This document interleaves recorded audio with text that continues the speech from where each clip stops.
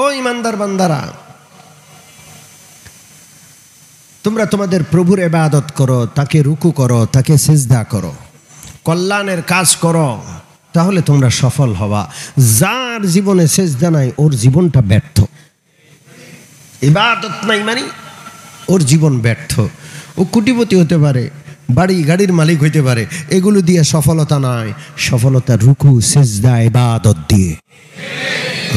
ঠেলাওয়ালা, রিক্সাওয়ালা, দিন মজুর, অভাবী, এক বেলা খেয়ে দুই বেলা না খেয়ে কাটায়, রুকু আর সিজদাওয়ালা যদি হয় ওর অভাবের মধ্যেও ও সফল। সম্মানিত মুসল্লিয়ানে কেরাম, আউযু বিল্লাহি মিনাশ শাইতানির রাজিম। এই আয়াতটি নিয়ে আমাদের আলোচনা চলছে। সূরাতু আন-নাহলের ৯৮, ৯৯ এবং ১০০ নম্বর আয়াতে আল্লাহ তাআলা আমাদেরকে নির্দেশ দিচ্ছেন, যখন কোরআন পাঠ করো তখন শয়তান এর চক্রান্ত থেকে আল্লাহ তাআলার নিকট আশ্রয় প্রার্থনা করে নাও। ফাস্তাইজ, আল্লাহর কাছে আশ্রয় চাইতে হয় শয়তান থেকে।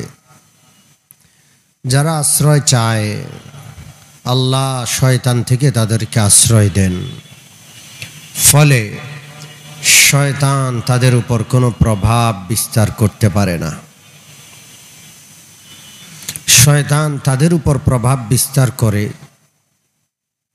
যারা আল্লাহর সাথে শিরিক করে, যারা শয়তানের দোসর, শয়তানকে মানে, শয়তানের অনুসরণ করে, তাদের উপর শয়তান খুব প্রভাব বিস্তার করে। আল্লাহ তাআলা এই পবিত্র আয়াতগুলোতে আমাদেরকে শয়তানের চক্রান্ত থেকে আশ্রয় চাইতে বললেন। কেন? শয়তান আমাদের আদি দুশমন। মানবের সৃষ্টির আগে থেকেই শয়তান মানবের দুশমন। হযরত আদম আলাইহিসসালাতু ওয়াসসালামের সৃষ্টির আগে থেকেই তার সাথে শত্রুতা।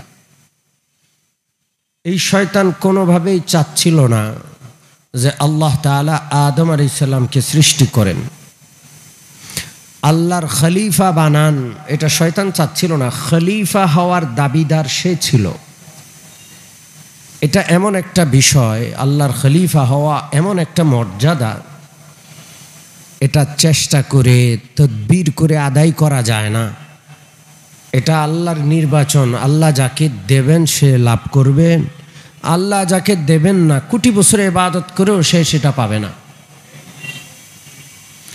শয়তান খলিফা হওয়ার জন্য কোটি কোটি বছর ইবাদত করেছে। জমিনের এমন একটা সুতো অংশ বাকি নাই যেই অংশে সে রুকু সিজদা করেনি। এত ইবাদত করেছে যে সে ফেরেশতাদের সর্দার হয়ে গেছে। শয়তান ফেরেশতা ছিল না, শয়তান জিন ছিল, কিন্তু ফেরেশতাদের সাথে থেকে সে এত ইবাদত করেছে যে ফেরেশতাদের ওস্তাদ হয়ে গেছে। তার ইবাদতের সামনে ফেরেশতারা নিজেদের ইবাদতকে তুচ্ছ মনে করত। সে মনে মনে ঠিক করে রেখেছে সে এখন আল্লাহর খলিফা হয়ে যাবে। কিন্তু আল্লাহ রাব্বুল আলামিনের ইচ্ছা ভিন্ন ছিল। মানবকে আল্লাহ তাআলা আল্লাহর খলিফা বানাবেন। এই জন্য হযরত আদমকে সৃষ্টি করে আল্লাহ খেলাফতের যোগ্যতা দান করে একটা মজলিসের আয়োজন করলেন। সেই মজলিসে আল্লাহ প্রমাণ করে দিলেন পরীক্ষা নিয়ে যে আল্লাহর খলিফা আদম, আর কেউ হতে পারে না। পরীক্ষায় যখন আদম পাশ করলে আল্লাহ তাআলা উপস্থিত সকলকে সেজদা করতে বললেন আদমকে সম্মান করার জন্য। وَإِذْ قُلْنَا لِلْمَلَائِكَةِ اسْجُدُوا لِآدَمَ فَسَجَدُوا إِلَّا إِبْلِيسَ আমি যখন বললাম উসজুদু লি আদম, তোমরা সবাই আদমকে সিজদা করো, সবাই সিজদা করলো, এই গোটা জগৎ আদমকে সিজদা করলো। আল্লাহু আকবার। সেই সময় আল্লাহর সৃষ্টি জগতের মধ্যে আদম আলাইহিস সালাম শ্রেষ্ঠ। আদমকে সিজদা করতে আল্লাহ বললেন, নির্দেশ দিলেন। কাকে নির্দেশ দিলেন? আদমের পরে মর্যাদা হলো ফেরেশতার। সকল ফেরেশতাকে আল্লাহ নির্দেশ দিলেন, ফেরেশতারা যদি সিজদা করতে হয়, আল্লাহর বাকি সৃষ্টি জগতের উপরও এই নির্দেশ বর্তায়। এই জন্য ফেরেশতারাও সিজদা করলেন। শুধু ফেরেশতা নয়, গোটা সৃষ্টি জগৎ হযরত আদমকে সম্মান সূচক সিজদা করলেন। আল্লাহু আকবার। গোটা সৃষ্টি জগৎ, ইল্লা ইবলিস, একজন সিজদা করে নাই। সে কে? জোরে বলেন। এখানে উসজুদু লি আদামা, এই কথাটার মধ্যে অনেক বিশাল ব্যাখ্যা আছে। আমি আজকে একটু করে ব্যাখ্যা করব। আল্লাহ নিজেকে সিজদা করতে বলেননি, আদমকে সিজদা করতে বলেছেন। ইবাদতের উপযুক্ত একমাত্র কে? তো যিনি ইবাদতের উপযুক্ত, তিনি আদমকে সিজদা করতে কেন বললেন? জবাব হলো, এই সিজদা ইবাদতের সিজদা নয়, এই সিজদা হলো সম্মানের সিজদা। কারণ ইবাদত তো আদমের নয়, ইবাদত হবে একজনের। তিনি কে? ওয়ামা আরসালনা মির রাসূলিন ইল্লা নূহি ইলাইহি আন্নাহু লা ইলাহা ইল্লা আনা ফা'বুদুন। আল্লাহ রাব্বুল আলামিন বলেন, যত নবী যত রাসূল আমি পাঠিয়েছি, সকলের প্রতি একটাই নির্দেশনা ছিল, ইবাদত আর কারো হবে না, একজনের হবে। তিনি কে? তো আল্লাহ যে নির্দেশনা দিয়েছেন, এর বিপরীত নির্দেশনা আল্লাহ দিতে পারেন না। ইবাদত একজনের। তিনি কে? আদমের ইবাদত হবে না, কোন নবী রাসূলের ইবাদত হয় না। ইবাদত হয় একমাত্র কার? আল্লাহ। কোন নবীর কবরেও সিজদা করা যাবে না। যাবে? জোরে বলেন। ইবাদতের সিজদা কারো কবরে করা যাবে না। তো নবীর কবরে যদি সিজদা না করা যায়, কোন মাজারে, ল্যাংটার মাজারে সিজদা করা যাবে? জোরে বলেন। গত সপ্তাহে ল্যাংটার মাজারে বিশাল কি ছিল? ওরস ছিল। এক সপ্তাহ আগের ঘটনা। চাঁদপুরের মতলবের একটা এলাকায় ল্যাংটার মাজার আছে। কি আজব মানুষ না, এরা পশু, আল্লাহই জানে। লক্ষ লক্ষ মানুষ সারা বাংলাদেশ থেকে সেখানে ল্যাংটার কবরে যায়। ল্যাংটা মানুষকে আল্লাহর ওলি হতে পারে? কথা কয় না। সতর ঢাকা কি? জোরে বলেন। এই সতর ঢাকা ফরজ। এই ফরজকে যে ব্যক্তি অস্বীকার করবে সে কাফের। মুসলমান না কাফের? এই সতর ঢাকা ফরজ, এটাকে যে তাচ্ছিল্য করবে সে কাফের। ঠিক কিনা? সতর ঢাকা ফরজ, কেউ যদি মনে করে এটা ফরজ না, সেও কাফের। ঠিক কিনা? সতর ঢাকলে, সতর ঢাকা ফরজ, সতর না ঢাকলে কবিরা গুনাহ। সতর ঢাকা ফরজ মানে কিন্তু ঢাকে না, কবিরা গুনাহ। ফরজ না মানলে, ফরজ হিসেবে এই বিধানকে না মেনে অস্বীকার করলে কাফের। তো এই ল্যাংটা হয়তো কাফের ছিল, সতর ঢাকা সে মানত না, অথবা অন্তত পক্ষে সে ফাসিক ছিল। সতর ঢাকা ফরজ মানত কিন্তু নিজে ঢাকতো না। ফাসিক আল্লাহর ওলি হতে পারে? ফাসিক নাফরমান, সে আল্লাহর ওলি হতে পারে না। কবিরা গুনাহ যে প্রকাশ্যে করে সে কখনো আল্লাহর ওলি হতে পারে না। এই ফাসেক, এই দুষ্ট ল্যাংটাকে যারা, জানি না ও ল্যাংটা ছিল কি না, না ল্যাংটা একটা নাম দিয়ে কবর একটাকে মাজার বানায় নিছে, আল্লাহই জানে। কথা কি বুঝে আসছে? এখন মাজার হওয়ার জন্য লাশর দরকার হয় না, একটা জায়গাকে উঁচু কইরা আপনি সেটারে মাজার বলে দাবি করেন, আর রাস্তার পাশে আপনি বসে যান, লাখ লাখ টাকা আসবে এখানে, বিনা পুঁজির ব্যবসা। ঠিক কি ঠিক না? সিজদা কার? কোন নবীর কবরও সিজদা করা যায় না, ল্যাংটার কবরে কেন সিজদা? পিটায় এদের পিঠকে চামড়া উঠায় ফেলা দরকার। সম্মানিত মুসল্লিয়ানে কেরাম, সিজদা একমাত্র কার? এই জন্য পরিষ্কার কথা, আর কাউকে সিজদা করা যাবে না, কোন নবীকেও সিজদা করা যাবে না। একদিন এক উট আল্লাহ রসুলের পায়ের সামনে এসে মাথা নত, রসুল্লাহর পায়ের মধ্যে মাথা ঘষছে।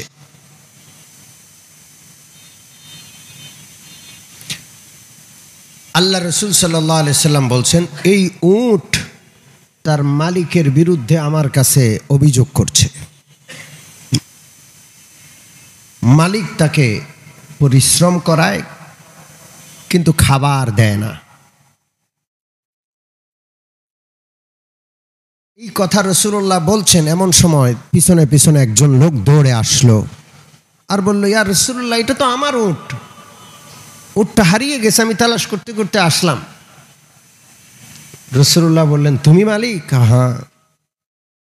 নবীজি বললেন, তোমার বিরুদ্ধে নালিশ করছে উট। লোকটি বলল, ইয়া রাসূলুল্লাহ, কি বলে? রাসূলুল্লাহ বললেন, তুমি তাকে পরিশ্রম করাও আর ঠিকভাবে খাবার দাও না। সাহাবী ছিলেন, মাথা নিচু করে ফেললেন, স্বীকার করলেন, ইয়া রাসূলুল্লাহ। রাসূলুল্লাহ বললেন, উটটা বুড়া হয়ে গেছে, বয়স হয়ে গেছে, আগের মতো পরিশ্রম করতে পারে না, তুমি উটটা আমাকে দিয়ে দাও, আমার কাছে বিক্রি করে দাও। লোকটা বলে, ইয়া রাসূলুল্লাহ, বিক্রি করব না, আমি আপনাকে হাদিয়া করে দিলাম। রাসূলুল্লাহ উটটাকে ছেড়ে দিলেন, মুক্ত করে দিলেন। উটটা চলে যায়, পিছনের দিকে তাকায় আর ডাক দিয়ে উঠে।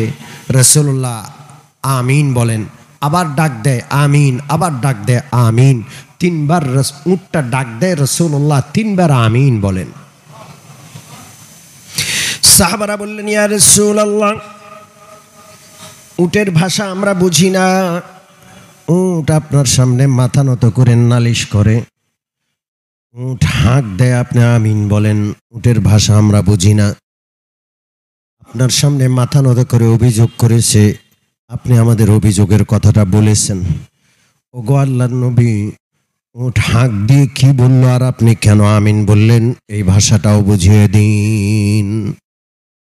নবীজি বললেন, উটটাকে যখন আমি মুক্ত করে দিলাম, উট হেঁটে হেঁটে চলে যায়। যাওয়ার মুহূর্তে উট আমার জন্য তিনটা দোয়া করে। প্রথম দোয়া করে, আল্লাহ, যেই নবীজি আমার উপর দয়া করেছেন, আল্লাহ গো, আপনি ওই নবীর উপর রহমত নাজিল করুন। আমি খুশি হয়ে বললাম আমিন। 2 নম্বর দোয়া উট করে, ওগো আল্লাহ, আপনার হাবিব তার উম্মতকে অনেক বেশি ভালোবাসেন, মা বাবা সন্তানকে যতটা ভালোবাসেন, নবী তার উম্মতিকে এর চেয়েও বেশি ভালোবাসেন। ওগো আল্লাহ, আপনার নবীর উম্মতকে আপনি সমূলে ধ্বংস করে দিয়েন না। নবীজি বললেন আমিন। তৃতীয়বার দোয়া করে, আল্লাহ, আপনি নবীর উম্মতকে কোন প্লাবন দিয়ে নূহ নবীর উম্মতের মতো আপনি বংশহীন নির্বংশ শেষ করে দিয়েন না। নবী বললেন আমিন। কোন কোন বর্ণনায় আছে চতুর্থবার ওর দোয়া করে, আল্লাহ, আপনার নবীর উম্মতের মধ্যে বিরোধ সৃষ্টি করে দিয়েন না। রাসূলুল্লাহ আমিন বললেন না। কারণ আল্লাহ তাআলা এই উম্মতের মধ্যে বিরোধ সৃষ্টি করে দিবেন পরীক্ষার জন্য। ৭৩টা দল হবে, এর মধ্যে ৭২টা দল জাহান্নামে যাবে, এক দল জান্নাতে যাবে। ঠিক না? এটা পরীক্ষা, উম্মতের পরীক্ষা। এই পরীক্ষায় পাশ করব তো ইনশাআল্লাহ? জোরে বলেন। হক্কানি আলেমদের সাথে থাকবো তো? বাতিল পন্থীদের সঙ্গী হইয়া ৭২ দলের অন্তর্ভুক্ত হব না তো?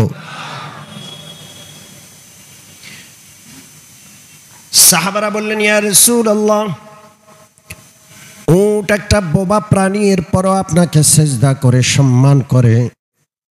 ওগো নবীজি, আমাদের মন চায় আমরাও আপনাকে শ্রদ্ধা করি, সেজদা করে সম্মান করি। ওগো আল্লাহর নবী, আপনি আমাদের মদিনার বাদশা, পাশাপাশি আপনি আমাদের নবী। সেই যুগের পরাশক্তি পারস্য রোম, পারস্য সম্রাট রোম সম্রাটদেরকে পারস্যবাসী রোমবাসীরা সেজদা করে, সেজদা করে ওরা ওদের বাদশাকে সম্মান করে।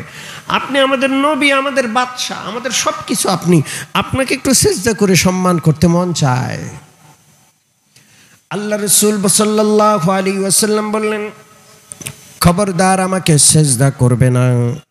লাউ কুনতু আমুরু আহাদান আন ইয়াসজুদা লি আহাদিন লা আমারতুল মারআতান তাসজুদা লি যাওজিহা।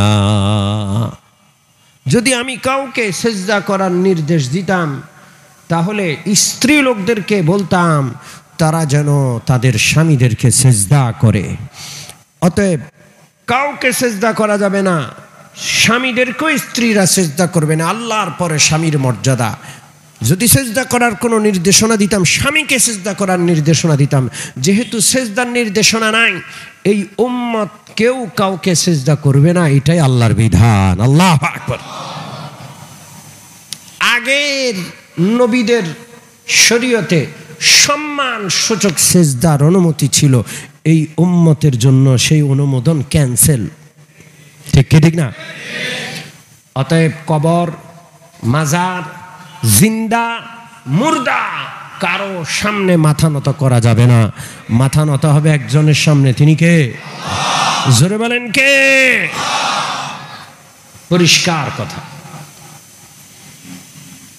আল্লাহ রাব্বুল আলামিন আদম আলাইহিস সালাতু ওয়াস সালামকে সম্মান দেওয়ার জন্য সেজদা করার নির্দেশ দিলেন। উসজুদু লি আদামা ফাসাজাদু ইল্লা ইবলিস। হযরত আদমকে সবাই সেজদা করে সম্মান দিল, একজন দিল না, কে? ইবলিস। একটা সেজদা করে নাই। তাও আল্লাহ কেন, আদমকে একটা সেজদা জীবনে লঙ্ঘন করার কারণে আল্লাহ তাআলা তাকে চিরতরে বঞ্চিত করে দিলেন। ঠিক না? চিরজীবনের জন্য জান্নাত থেকে বের করে দিলেন। বলেন তো, 5 ওয়াক্ত নামাজের মাধ্যমে আমরা কাকে সেজদা করি? নির্দেশ দিছেন কে? 5 ওয়াক্ত নামাজে শুধু ফরজে 17 রাকাতে কয়টা সেজদা? প্রত্যেক রাকাতে 2টা করে হলে 34টা। ভিতির 3 রাকাত 20 রাকাত, আরো 6টা সেজদা বাড়ান, 40টা সেজদা। সুন্নত 12 রাকাত। সুন্নত কয় রাকাত? 32 রাকাত। সব মিলে 20 রাকাত সুন্নত ফরজ ভিতির, আর 12 রাকাত কি? সুন্নতে মুআক্কাদা। তো 32 রাকাতে 64টা সেজদা। প্রতিদিন কয়টা? সুন্নতে মুআক্কাদা আর ফরজ ভিতির। যেই ব্যক্তি 64টা সিজদা প্রতিদিন ছাড়বে, তার কি অবস্থা হবে? যে ব্যক্তি নামাজই পড়ে না, তার কি হাসর হবে? যে ব্যক্তি নামাজ দেখতে পারে না, নামাজিদের পছন্দ করে না। এক ড্রাইভার এসে আমাকে বলল, হুজুর আমি এক চাকরি করি, মালিকে ফোন দিছে, আমি বললাম যে একটু নামাজ পড়তে আসছি। মালিকে প্রচন্ড রেগে গেল যে তোরা কি আমি নামাজের জন্য রাখছি? আমার এখানে চাকরি করতে হলে নামাজ কালাম চলবে না। কথা কি বুঝতে পারছেন? নামাজ কালাম, আমি কোনো নামাজি ড্রাইভার রাখবো না। প্রকাশ্যে ওই ড্রাইভার চাকরি ছেড়ে দিল। আমার কাছে এসে বলল, হুজুর কি করব? আমি বললাম, আল্লাহ আপনার ব্যবস্থা করবে। যেই দিন ছাড়লো এর পর দিন সকালেই চাকরি হয়ে গেছে আরেকটা। কত বড় দুষ্ট লোক! সে নাকি জুমার নামাজও পড়ে না, মানে এমনি নামাজ তো পড়েই না, জুমার নামাজও পড়ে না, নামাজি লোক দেখতেই পারে না। বলেন কি অবস্থা হবে? এটা উত্তরের কথা বললাম। আমি বললাম তাকে, ড্রাইভারকে, যে আপনি আমার কাছে ঠিকানা দিবেন এবং ফোন নম্বর দিবেন, আমি দেখা করব তার সাথে, বুঝাবো। কারণ আমি তো কখনো যাই নাই, আমার রাগ হয় তো। রাগ করব কেন? আমি কি তার কাছে গিয়ে বুঝাইছি কখনো? আমি তার কাছে যাব, তার সাথে সম্পর্ক করব, তাকে নামাজের দাওয়াত দিব। আমাদের দায়িত্ব আছে না নাই?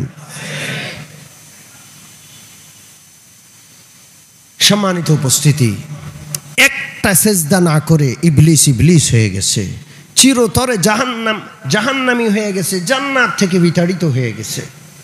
আর যারা সেজদা করে না, আল্লাহকে সেজদা করে না, তাদের কি অবস্থা? আল্লাহ রাব্বুল আলামিন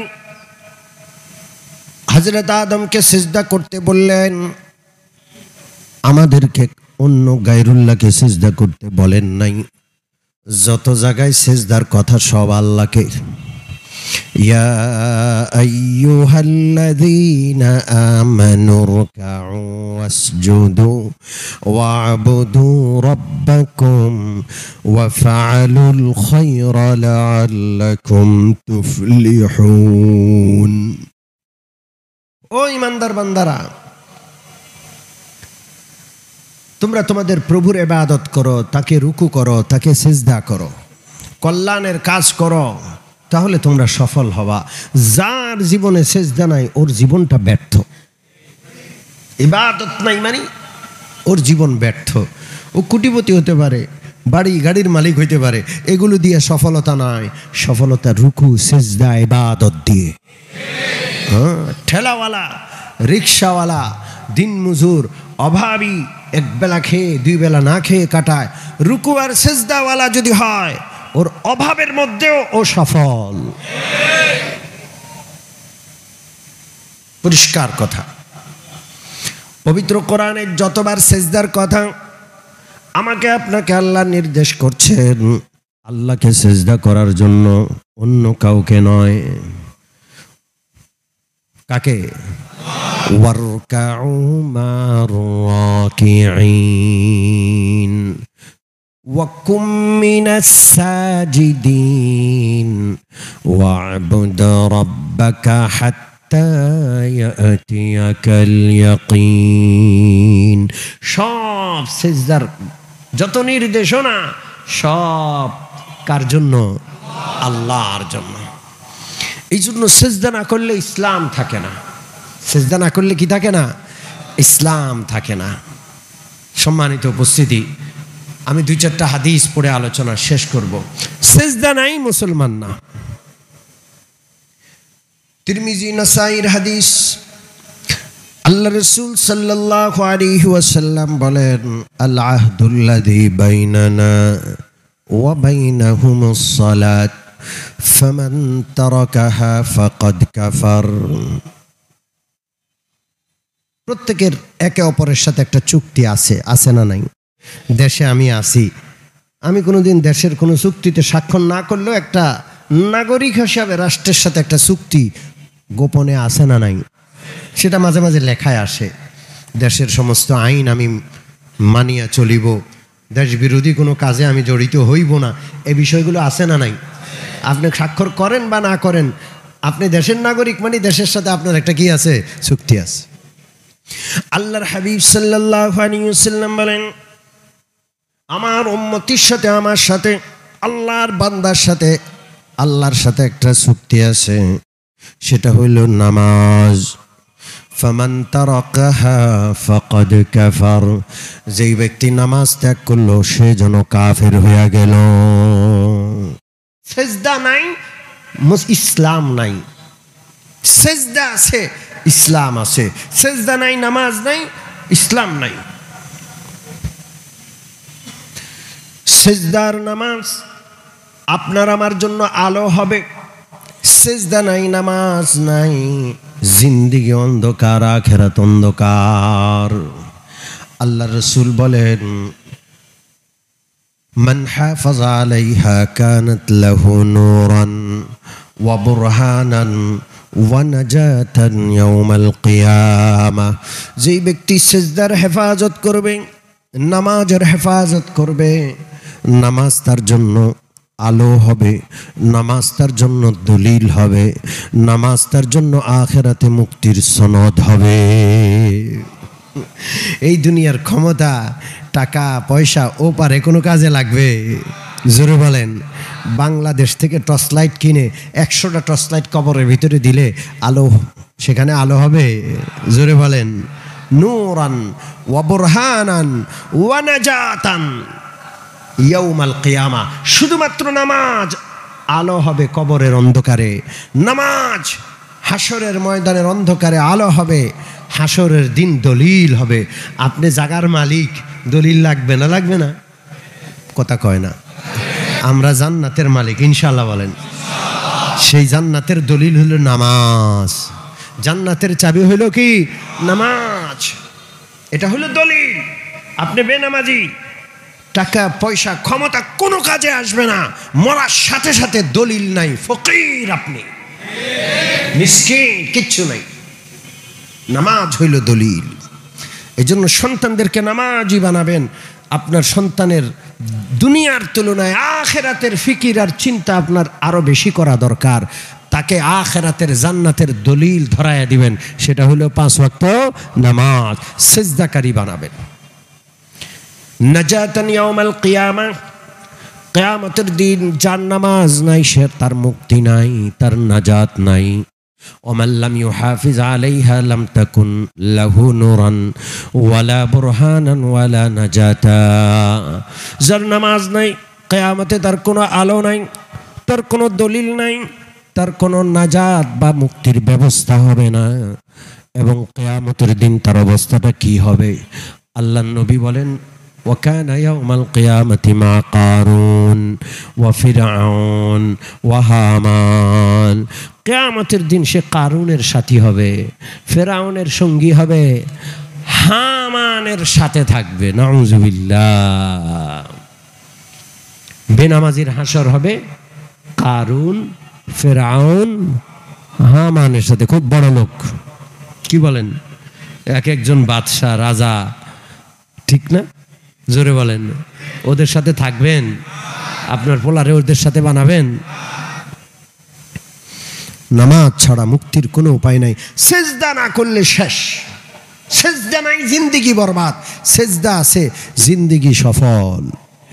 এই জন্য সেজদা করব। জোরে বলেন। সাহাবায়ে কেরাম নামাজকে ঈমান আর কুফরের মধ্যে ব্যবধান মনে করতেন। নামাজি মুসলমান, বেনামাজি কাফের তারা মনে করতেন।